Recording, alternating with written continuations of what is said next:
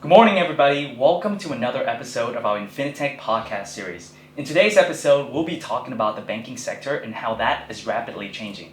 With us today, we have a very special guest, Mr. Jonas Eichhorst. Is that how I say your name? Pretty good. A CEO of Timo Digital Bank. So, Jonas, tell us about yourself. Yeah, well, first, thanks for having me here. It's a pleasure to be with you guys.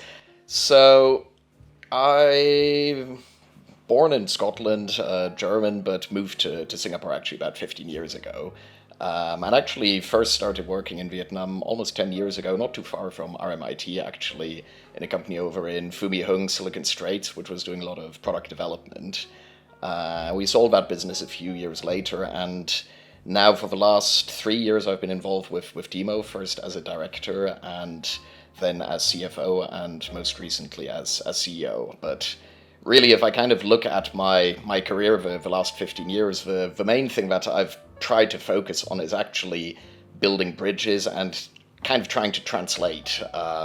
So my degree originally was in both computer science and in business, so translating between computer science and business, but then also working with different companies, enterprises, translating between startups, enterprises, investors, entrepreneurs, even you could say in terms of geographic spread between places like Europe and Asia. And so I guess that's been a little bit about my journey.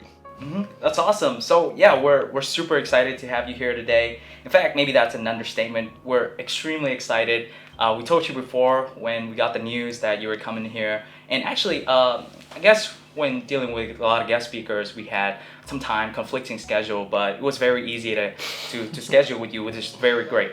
So now I want to get to know a little bit more about you. So we have some rapid fire questions here. So they're going to be really fast. Okay. They're going to be one answer response, but are you ready? Go for it.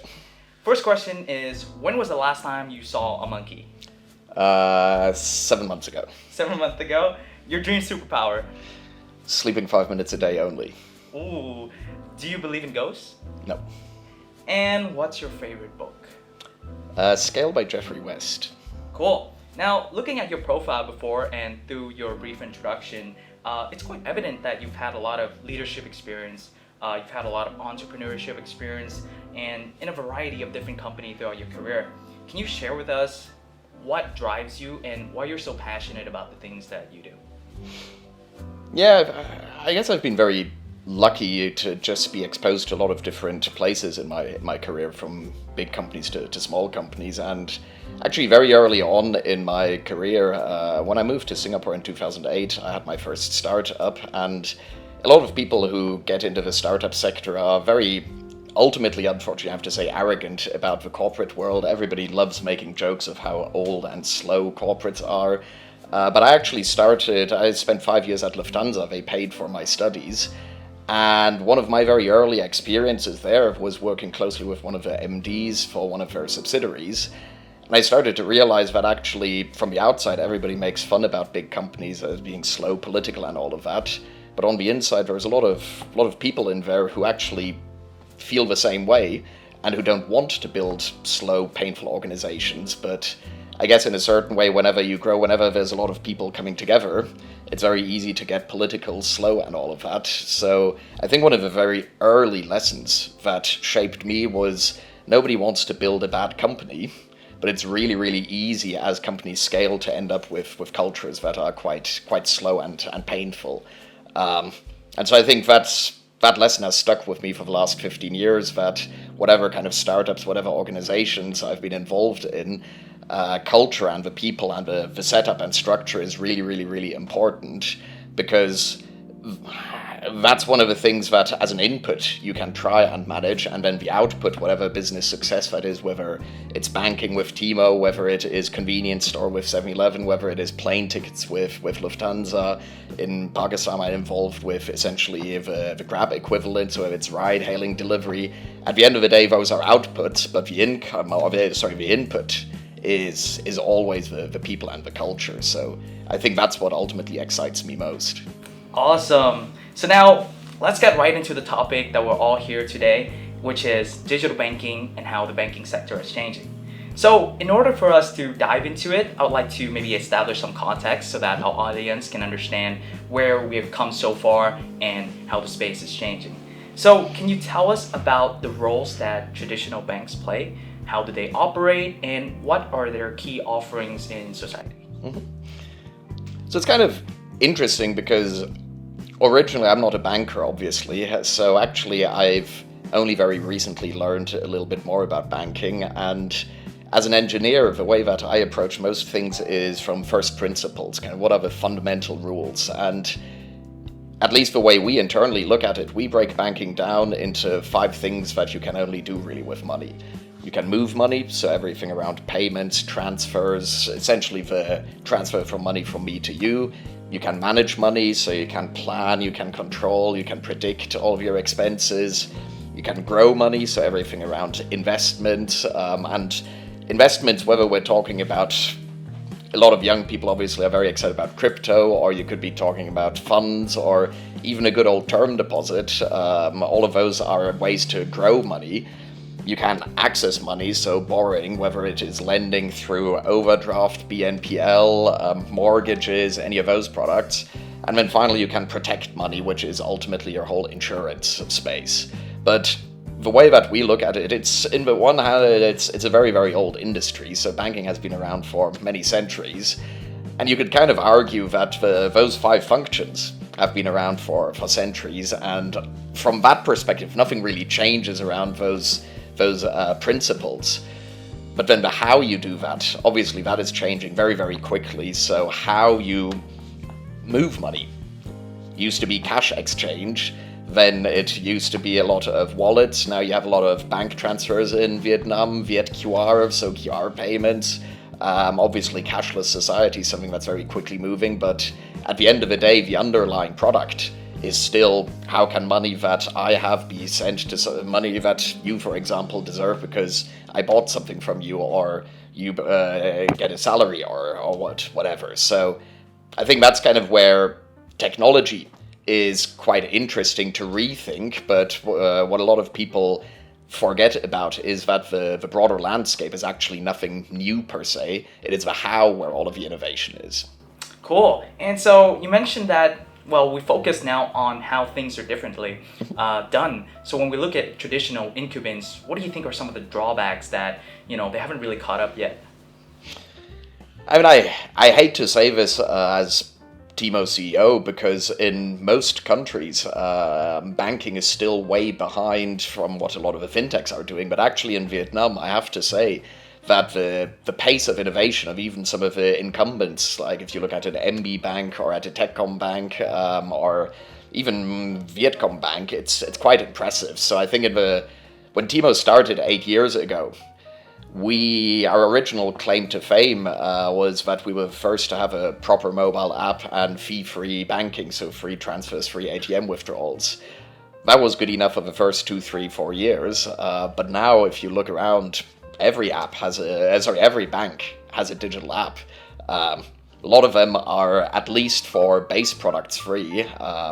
So you need to innovate much more around the user experience. You need to think much more around what can you do. And a good analogy is if you actually look at communication. So email has been around for 30 years. You could, in theory, chat through your email. You could be sending one-liners back and forth. But actually using something like Zalo is much more comfortable because you can have a much richer experience, but at the end of the day, it's still just messages going back and forth. And the same thing is happening in banking, so at the end of the day, it's still just money, but the whole experience, and that's where somebody coming from more of a product perspective, more of a customer centricity perspective, can really differentiate, and that's hard for existing big banks, legacy banks to do, because that's reinventing themselves and changing culture. Right, and you also said something along the line of how in Vietnam we're doing, traditional incumbents, they're doing that a lot faster relative to maybe other countries. Mm-hmm. Why is that the case? Why is it so special in Vietnam, and how are these incumbent players doing so well, as you mentioned? Well, I think the culture is...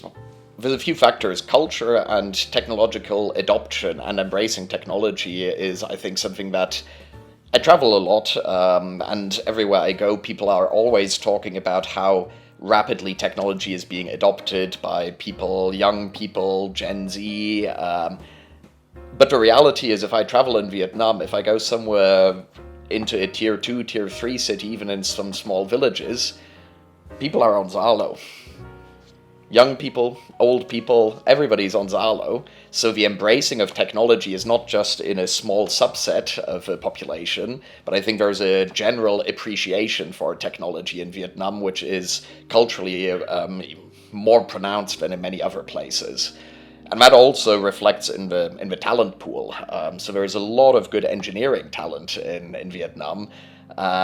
So therefore, if you look at where a lot of the banks here have huge development teams locally. A lot of, not just fintechs, but a lot of technology companies from around the region have big development offices here in Vietnam because there's a lot of talent. And if you have got a lot of talent who loves to build digital products, what are they going to do? They're going to build digital products, some for startups, some for enterprises, some as freelancers, but all of that drives ultimately a lot of this digital transformation. Do you think that's a characteristic that's uniquely in Vietnam, or do we see that all around Southeast Asia? Like, for example, some countries like Singapore is also, really big frontier player in the fintech space. I would say, and having spent many, many years in Singapore, Vietnamese banking, legacy banks in Vietnam, are way ahead of legacy banks in Singapore. Having said that, it's very, very hard to build a global fintech out of Vietnam. It is much easier to build a global fintech out of Singapore.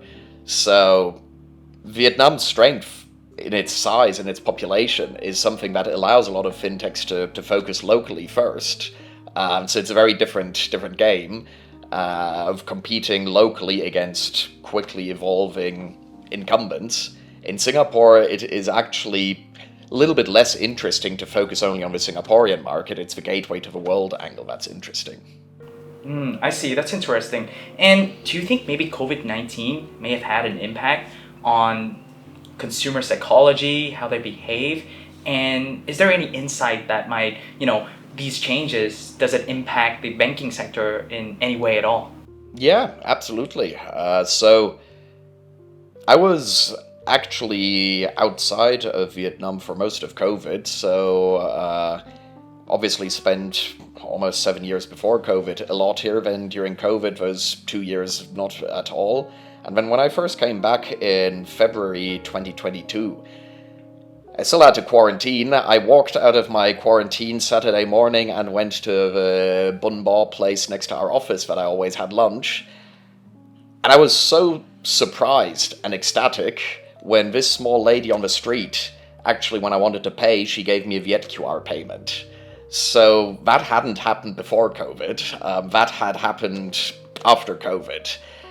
And I think what has happened obviously in COVID is that people have become much more comfortable transacting digitally.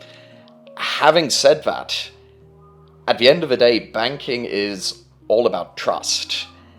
And if you're only digital, if you only play in the online sphere, it's actually quite hard to build trust, because life is, even though I'm a techie, but I'm allowed to say that life is more than just technology.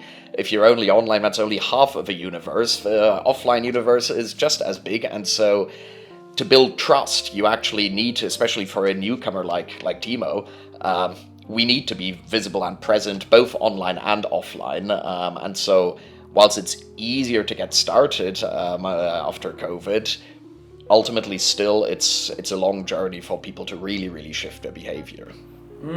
So for a lot of maybe other industry, especially like hospitality, COVID is something that's quite detrimental. But would you say that COVID-19 is, for fintech firms or any firm that's providing digital service, it's a big plus for them? Absolutely.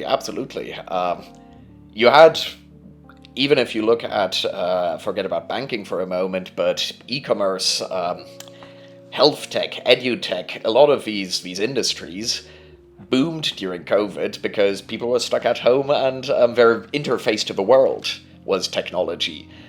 But you also do see now, actually, a little bit of a lashback and people kind of, a little bit of a recovery of the offline side, because people ultimately want richer experiences than just the technical. They want both. So I think the way that we look at it, and it goes towards even if we talk about digital banking, if you look at the US, one of the examples that our chairman always brings is Amazon e-commerce. Of course, it started as e-commerce, but they bought Whole Foods, they bought a big offline chain, so they're commerce. Who's the second biggest player in the US if you look at e-commerce? Actually, the second largest online sales by volume is Walmart.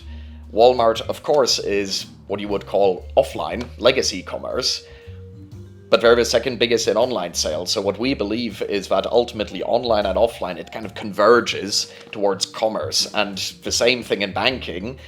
Sure, people like Teemo come from a more digital DNA. People like MB Bank or Techcom Bank have a very strong offline DNA. But in the end, the customer doesn't care about digital banking or offline banking. They care about banking, and this convergence is something that we strongly believe in. So you mentioned customer experience. COVID-19 may have shifted a huge change in customer demanding a much better experience. How do you think businesses and banks such as you guys are catering to that evolving customer demand when it comes to personalization, when it comes to better experience as a whole? I think ultimately customer focus is what is the most important thing for us as Teemo, because what happens in banking, obviously Fintech generally tends to be quite a regulated space, and for good reasons, because if you're dealing with other people's money, you can't move fast, break things, as we like to joke. There's a famous quote by Mark Zuckerberg of move fast and break things, which he put up in the Facebook office. Now in Fintech, if you move fast and break things, you go to jail, and you should, because if you essentially lose other people's money, that's irresponsible. Now there are certain areas of Fintech, if you're working in payments micro-denominations, 20,000 dong here and there, you still obviously have a big responsibility, but it's something else that if I take your life savings and I lose them. So for that reason, regulations are extremely important, and regulatory compliance and good regulations which help protect the customer are very, very important. But a lot of organizations kind of forget that it's not just the regulator which needs to be, of course, pleased and complied with.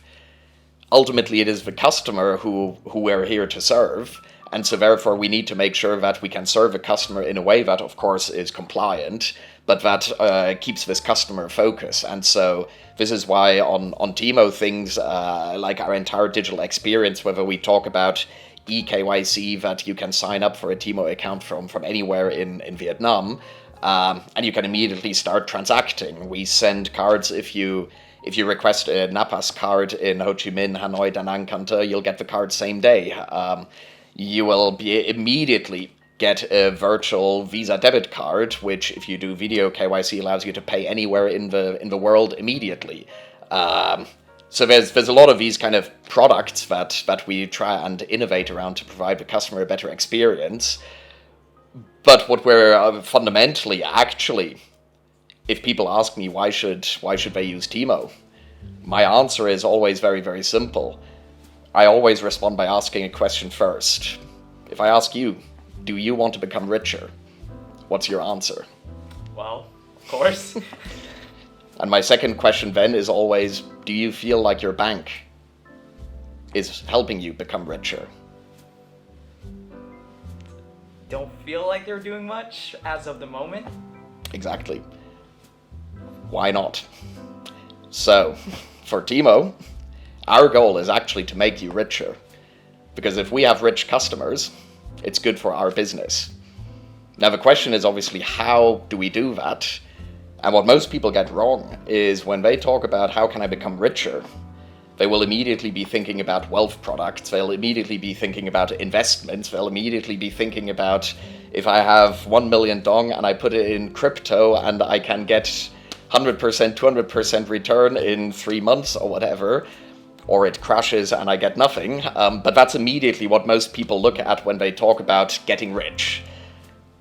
But the dirty secret is that actually most people, the first step to becoming richer is actually not to grow your money or to do investments. The first step is actually to understand where your current money is going, and forgive me for the blunt language, but understanding why you're still poor or not rich.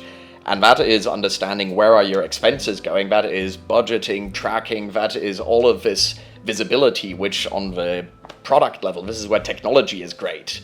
Every single transaction on Teemo is immediately classified as, was this food and drink, was this tuition, was this for books, for studying, for entertainment. This is where predictions of expenses, spending alerts, different 6-jar philosophy of how to manage your income, all of those things come in. And of course, underlying, it's all just move money, manage money, access, grow, and protect.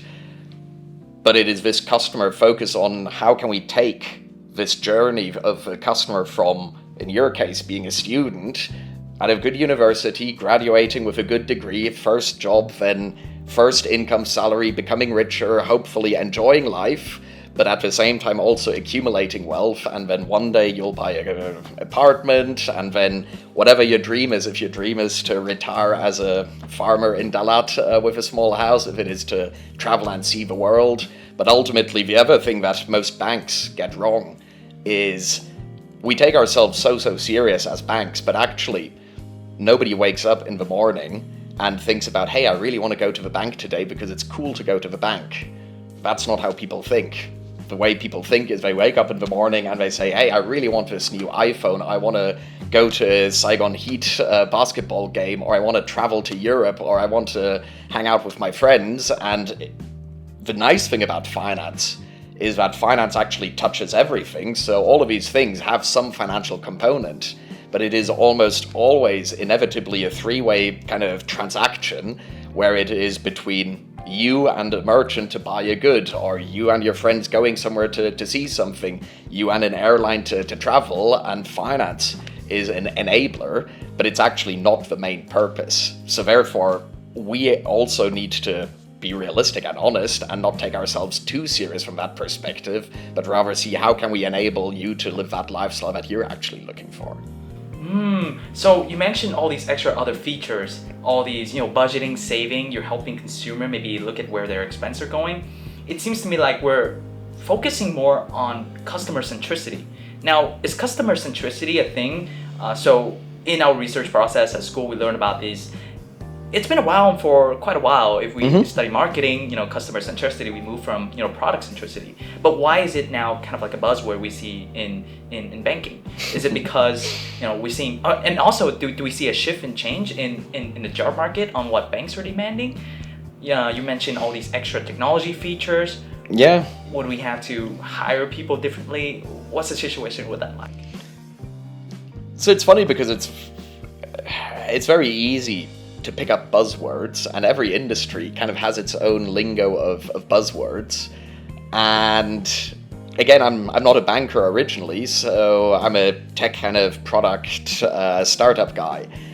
And if you look at the technology world, a lot of people, a lot of companies want to become more product centric. So when I first came to Vietnam 10 years ago, everybody was talking about how Vietnam needs to shift from being an IT outsourcing place to becoming product builders, product companies. And then I remember I was doing a project with, ironically, it was the one time in my life I was doing a paid consulting project for a bank in a different country, the biggest bank in that country. It was a project around digital transformation. And the very first day, the CEO comes up to me, and so this is a multi-billion dollar bank. The CEO comes up to me and says, Jonas, the number one thing that we have to do is we have to become less product centric. And I almost fell off my chair, because everybody I was always talking with was saying, how can we become more product-centric? And here was somebody who said, our biggest weakness is that we're product-centric, until I understood that what banks call products and what technology companies call products are two completely separate things. For a bank organizes around financial products like a term deposit department, only doing these deposit products, only doing a credit card product, only doing a debit card product, only doing whatever, this kind of product. Whilst for a lot of technology companies, when they talk about product, they're actually talking about, in Teemo's case, for example, the app that runs on this phone. That is the layer that then embraces, or that essentially covers all of the different financial products. But in order to package it and to provide that customer experience, it is this interface actually that is so important. But this DNA and this philosophy is something that is very hard for a lot of traditional organizations to understand. And at the same time, it's very, very hard for a lot of fintechs to appreciate kind of the importance of underlying financial products. So that's why the skill set, on the one hand, is, of course, evolving quickly. But the way that we kind of like to joke about it is actually, I'm invited to a lot of digital transformation panels because that's another buzzword that the industry loves at this point. But whenever I'm asked about what is Teemo's digital transformation strategy, I keep asking, what kind of transformation are we supposed to have? We're a startup, we're growing, what am I supposed to transform? We're a digital creation. For us, it's about building. For a lot of incumbents, it's about transforming. So the real question for the customer is, 5 years from now, is he or she going to be better served by somebody who was created from scratch in this period? Or will he or she be better served by somebody who existed and did business this way and now has transformed to do business another way? So previously we've talked quite a lot about digital transformation. We see a lot of like incumbent banks in Vietnam doing a really great job at that. You guys are starting right from digital straight up. You're creating something. So what are the digital leaders in this space doing differently than other players that may not be catching up as well? So I think digital ultimately comes down to culture, and it comes down to how you view the world. And what a lot of the strongest players in digital are doing really well is that they're moving very fast. And they're not afraid to take certain risks and to try certain things and to innovate and improve from there. So in the old world, even I'm obviously going to age myself or date myself with this, but if you remember back Windows 95, I'm not sure if you were using computers back then, but Windows 95 was a big operating system. The next upgrade was Windows 98, so 3 years. And then I think it was Windows NT, which was essentially Windows 2000, which got delayed because of some bugs. So it was again 2-3 years. Now we're talking about constant innovation and constant pace. And that also means sometimes that there will be certain smaller missteps, but the rate of learning.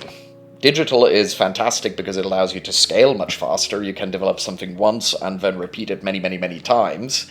It also allows you to move much, much faster. And so I think this cultural embracing of technology is what a lot of banks do very well. What some banks tend to forget about that, though, is the human psychology. A great example for that is if you look at things like ATM machines. Actually, ATMs kind of suck. Because why do I want to go to an ATM? I go to an ATM because I need cash to pay for somewhere else, but I actually don't want to go to the ATM. And turning ATM into, for example, video ATMs, why would I want to do that? If I want to talk with bank staff, I want to do that from my home, from my sofa, through my phone. I don't want to go to an ATM and then embrace a video call with a teller to do something. It's technology, but it's not really technology that is actually solving what the customer really wants. So I think the balance for a lot of companies is to try and understand how can technology support the underlying customer need, and that's just another tool now that is available that needs to be used to its maximum potential. Awesome. So what exactly are you guys doing at Teemo that is focused more on the customer experience, allowing you guys to really differentiate from everybody else? Yeah, I think it goes back to our promise that I was mentioning early on.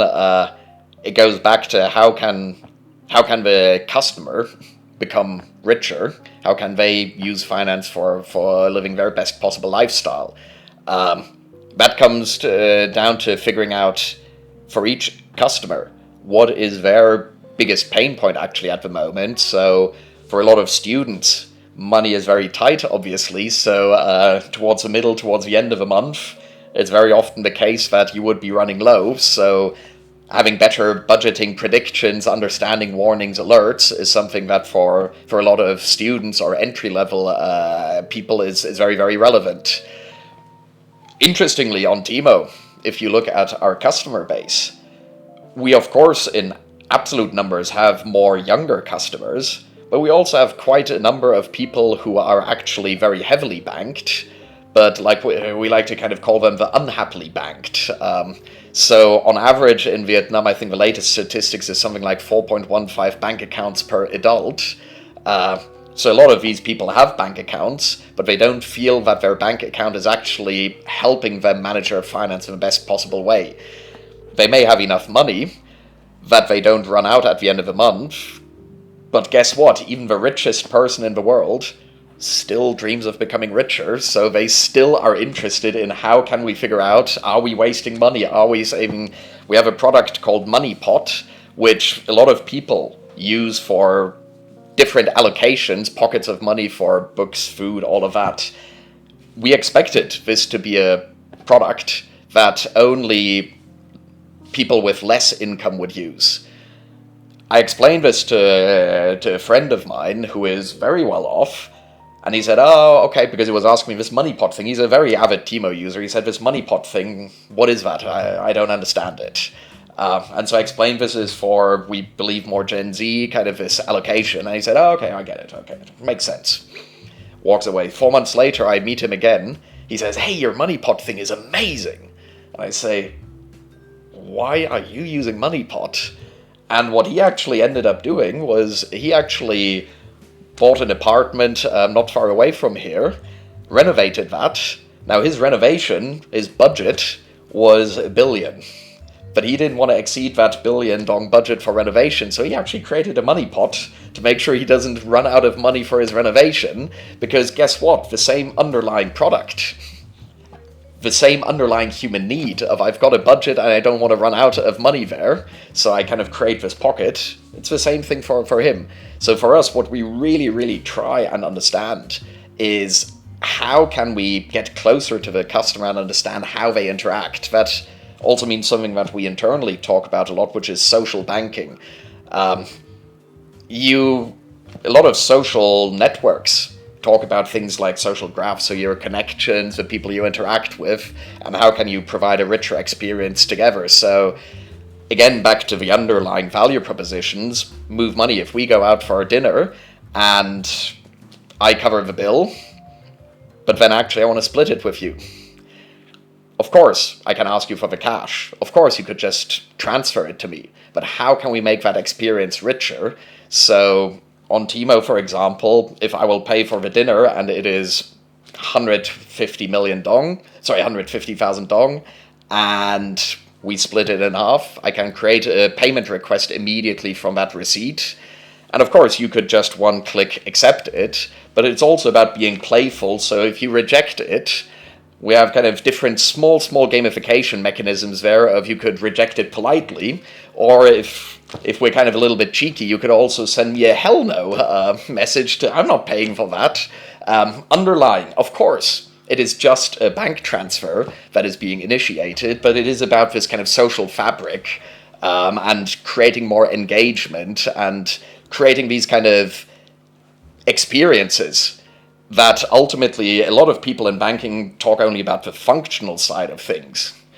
But what we really, really are actually excited about is how can we bring emotion to banking, because banks tend to be very boring in their communication, and then they'll try and sponsor some big event with millions of dollars because they're rich, and then they hope that'll make them cool.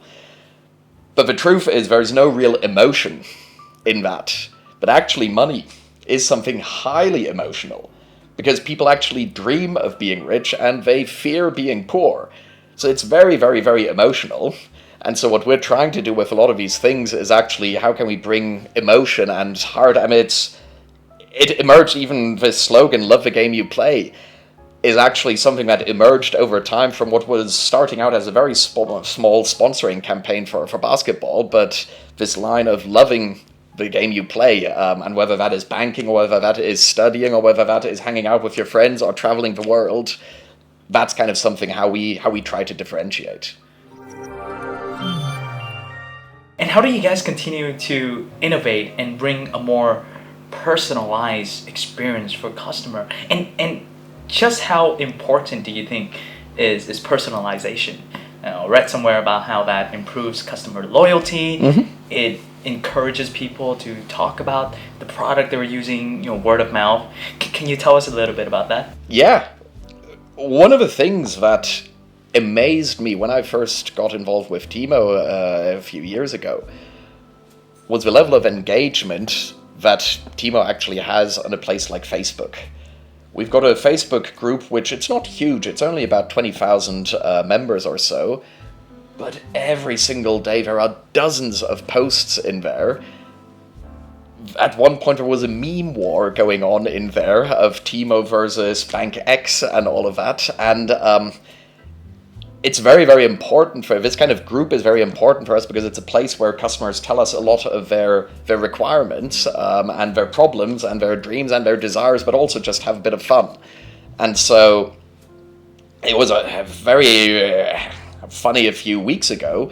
There was somebody who went onto our group and was complaining that he, for our money pot product again, what he actually was doing is he was actually collecting from his roommates money for his tenants for different rooms. He created a money pot for each of those so that he could track whether he got the rent or not. He wanted to get a bank transfer directly into that money pot instead of having only one bank account number that the person would transfer in and then he would forward to the money pot. Ironically, this was a feature we already had been working on and were about a week away from launching live. So we sent the guy a message, said, "Hey, do you want to be a beta tester for that? We can actually hook you up with this right now. But first try to understand more, and then we can provide that." So that same day, he actually got the solution, got whitelisted that he was looking for. And that guy, of course, is the happiest customer you can imagine, because when has a bank ever reached out to you? Firstly, when you complain about something, is a bank going to reach out to you? In most cases, not. If you're lucky, you'll get a standard social media, "Thank you for your suggestion. Please contact his hotline if you have any further inquiries." But that somebody actually reached out to him, that was the first thing that amazed him. That he got whitelisted, that we were working on it already, was the second thing. And now he's become a huge fan and signed up his entire family for Teemo. So this and this is why it's great business for us, because it's one customer at a time, understanding what are those needs and making sure that these forums exist, or these channels for this feedback. And for him, the personalization of a product offering was being able to collect money directly into a money pot. There was a discussion the other last Friday night, actually, where somebody said, so Teemo is the company name, obviously, but Tomi is the name of our mascot. And there was somebody saying, "Man, if I could only have a Tomi branded card, I would switch everything over to Teemo." So we had a little bit of a fun exchange on that Facebook group. "Are you sure? Are you just saying that? Do you promise?" And the guy said, no, I'm serious. So now we're working on the Tomi card design, because personalization, that's something that this person wants. And cool, I mean, different people, I don't change my bank because of a card design. Somebody else does. So if we can create value that way, absolutely. But the flip side here, and this is where a lot of companies get customer centricity wrong, the customer is not always right. Because if I ask the customer, I came over here by Grab, as you know. If Grab asks me, "Do you want to pay for this transaction?" What am I going to say? Of course I'm going to say no. I don't want to pay for this transaction. Did I pay for this transaction? Of course I paid for this transaction, because at the end of the day, I got value out of coming from home to here, so I'm willing to pay for that. But the way to customer centricity also means having this respectful conversation of being at the same level. It's not that the customer is always right and the company needs to do whatever the customer says. But a lot of traditional organizations have it the other way around. It doesn't matter what the customer says. What we do is a way to do it, and nothing else matters. But it's about how can you find this kind of balance of being just like amongst friends. Sometimes we disagree, sometimes we agree, but there's this underlying respect and honesty of what we're trying to do and live together. Cool. And from an operational perspective, does a fully digital bank like Teemo, you guys don't have any branches, right? We don't have branches. What we do have is we have hangouts, 4 hangouts in Saigon, in Hanoi, Da Nang, and Canton, which up until 1.5 years ago, 2 years ago, you couldn't open a bank account digitally. You had to go somewhere for a wet signature, so you would go to those locations. And that has changed now, so with eKYC you can do it digitally. But again, in the end of the day, in banking, it's about trust, and our chairman kind of likes to joke that if I have your life savings, you kind of want to know that there is some place, if something goes wrong, that I can kind of go to and, as he says, put my hands around your neck, where is my money, or what happened? So from that perspective, we don't want to build a network of thousands of offline locations.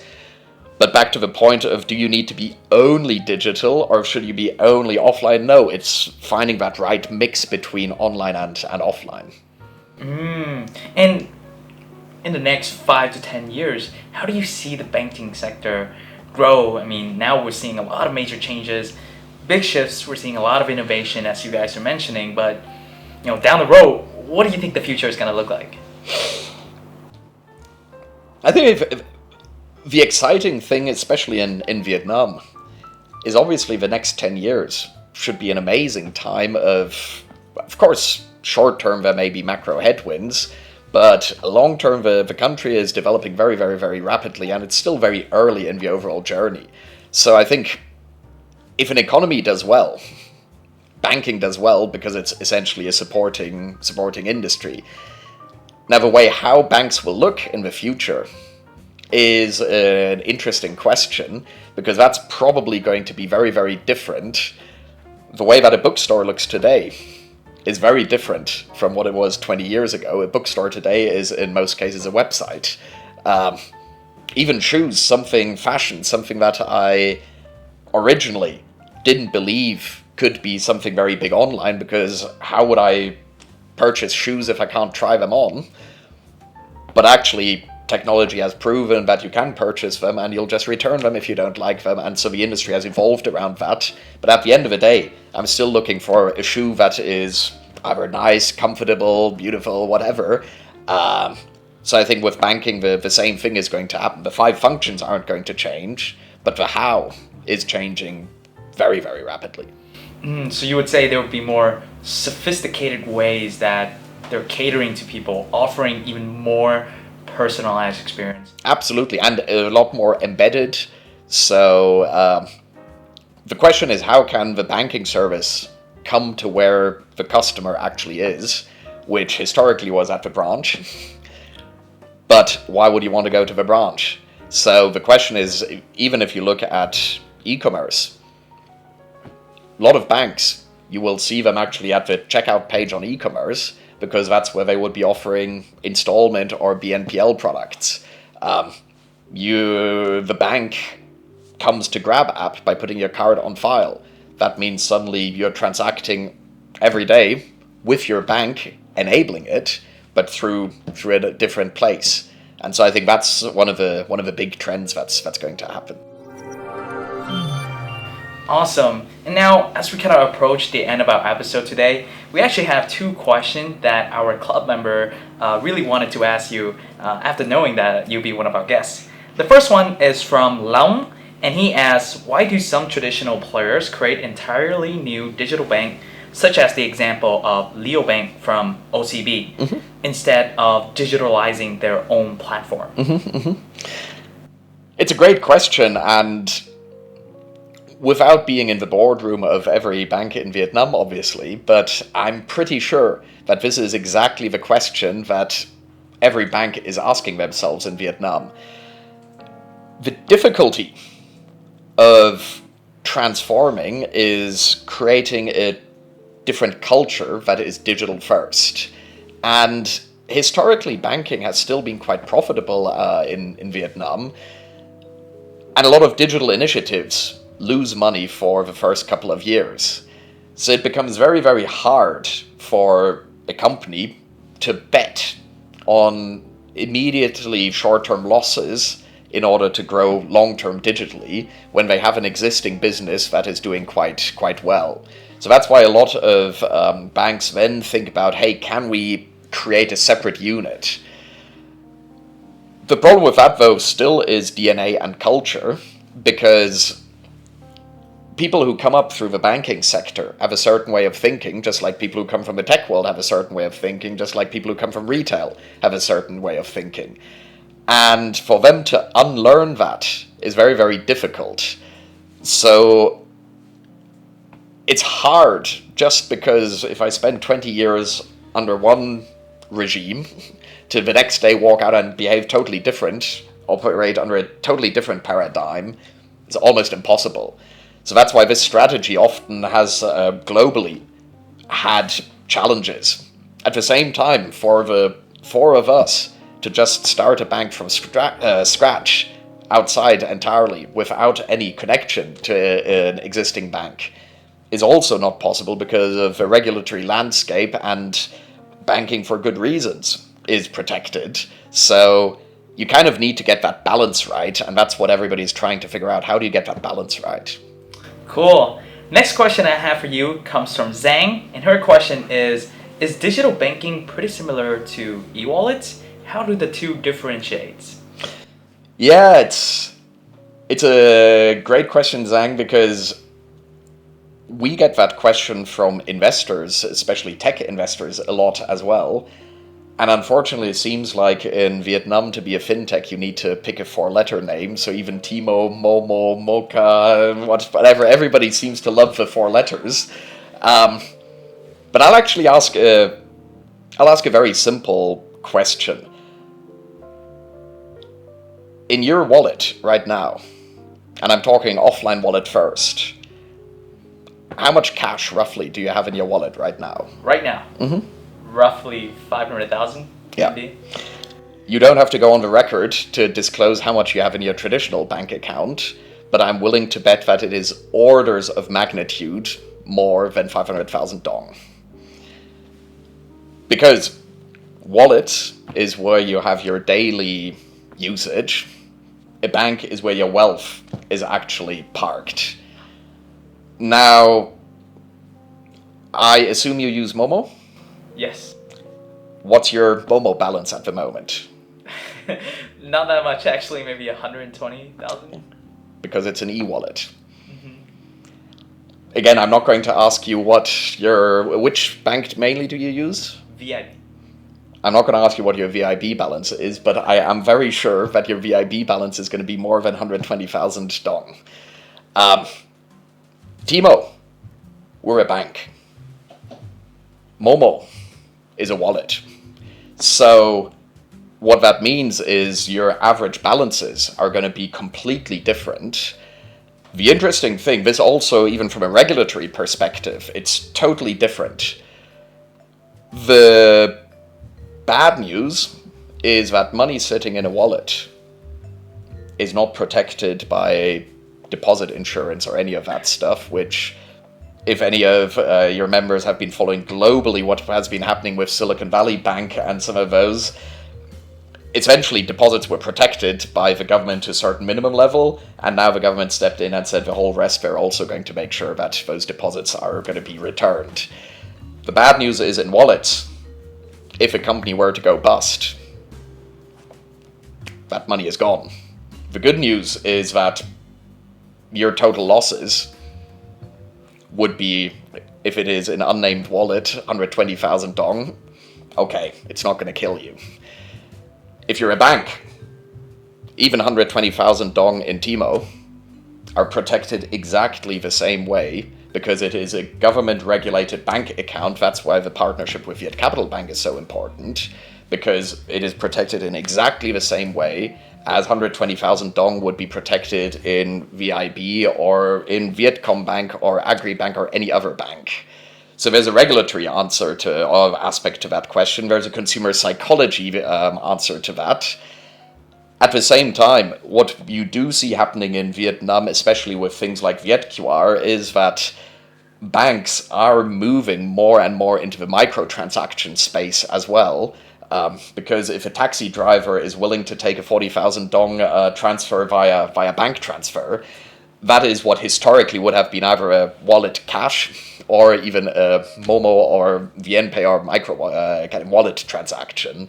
So that's where there's a bit of convergence. But from a regulatory perspective and ultimately in the consumer psychology, we believe that people don't necessarily want to have all of their wealth be in the same place where a 12,000 dong grab bike transaction would kind of go in and out. And that's why, again, budgeting, money pots, different allocations and all of that, we try and help people separate that.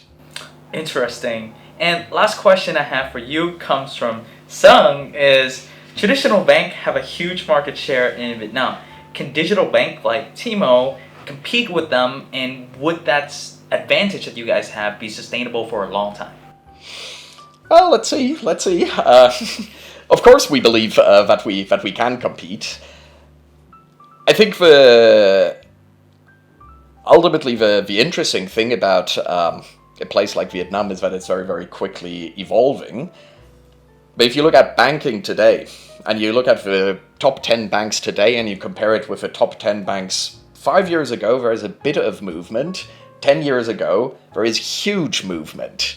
And so from that perspective, we absolutely think that in this sector, there's going to continue to be a lot of movement because ultimately Vietnam still has a very young population. There's a lot of people like you growing up, first real bank account, people moving from the rural parts into the cities, getting into the formal economy. And so there's a lot of growth from that perspective. And with digital also, switching costs become much lower. So it used to be, for a lot of people in the US or in Europe, the joke used to be that you were statistically more likely to change your wife than your bank account. That's not true anymore, at least in Vietnam, where every time you change your job, you're forced to open a new bank account because your new employer uses a different corporate bank, which is why everybody ends up with 4, 5, 6, 7 bank accounts. So that's why we're kind of bullish on the one hand that people are very willing to experiment and to try new things. The question of the second part of your question around how sustainable that is, I'd go straight back to Jeff Bezos and Amazon, who was looking at how can you identify timeless principles, underlying principles that you can build upon that provide you a sustainable advantage. So for Amazon, his big idea was everybody loves a deal. Now, whether you get that deal by buying a book online, whether you get that deal by having cloud computing, whether you have drone delivery or US Postal Service or whatever, doesn't matter that much. It's ultimately whether technology or not, people love a deal. For us, people have wanted to become richer since humans existed, so building the business around that principle should be very timeless, even if the means of how exactly we do that, of course, need to very, very, very quickly and constantly change and evolve.